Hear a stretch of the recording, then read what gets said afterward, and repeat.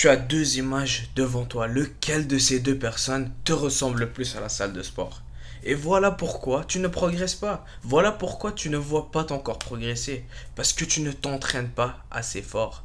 Tes entraînements ne sont pas assez intenses.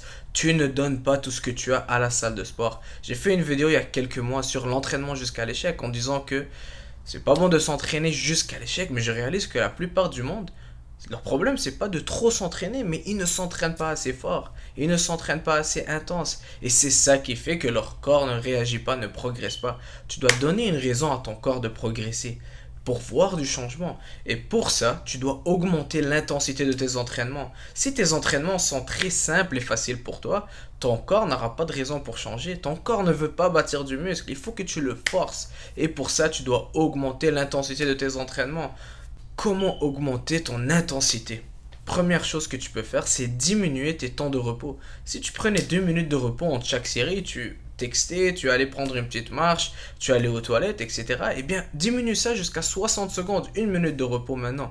Mets un alarme, comme ça tu vas pas sur ton téléphone, tu perds pas de temps. Et comme ça, tu es en train d'augmenter ton intensité de tes entraînements. D'accord? C'est un moyen de le faire. Deuxième chose, ça serait augmenter la charge que tu utilises. Si par exemple tu utilises 100 kg au squat, 8 répétitions, à chaque entraînement 100 kg, 8 répétitions, tu ne vas tout simplement pas progresser, tu ne te pousses pas, tu ne te surpasses pas. Et donc ton corps n'aura pas une raison de progresser et d'évoluer. D'accord? Augmente la charge. Au lieu que de faire 100 kg, 8 répétitions, essaye de faire 105 kg pour 8 répétitions. Et voilà une façon d'augmenter l'intensité de tes entraînements en augmentant la charge. Troisième chose, augmentant les répétitions. Au lieu de faire 100 kg pour 8 répétitions, essaye de faire 100 kg 12 répétitions.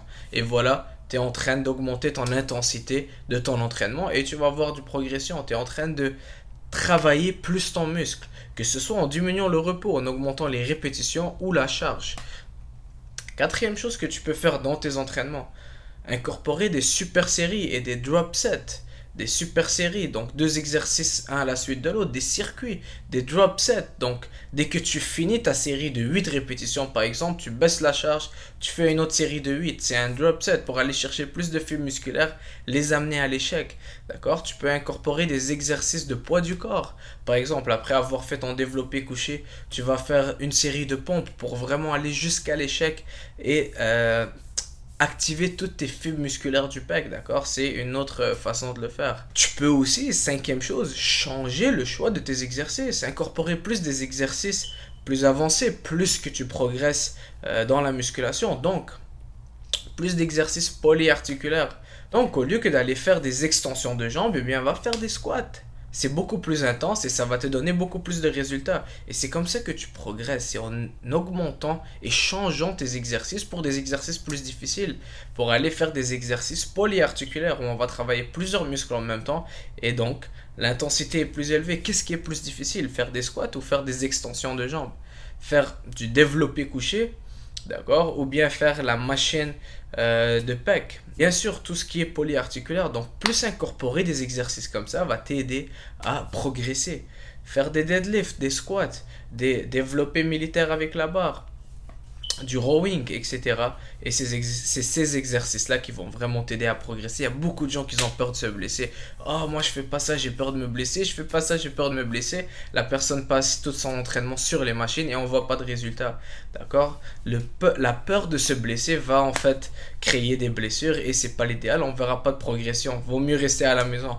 D'accord? Entraîne-toi plus fort. C'est vraiment l'erreur que je vois dans toutes les salles de sport. Je voyage, je vais à beaucoup de salles de sport et c'est rare que je vois des personnes comme lui, comme ça, remplies de sueur, s'entraîner et vraiment être focus dans ses entraînements. Prendre vraiment chaque série jusqu'à l'échec. Ok? Quand tu vas à la salle de sport, donne tout.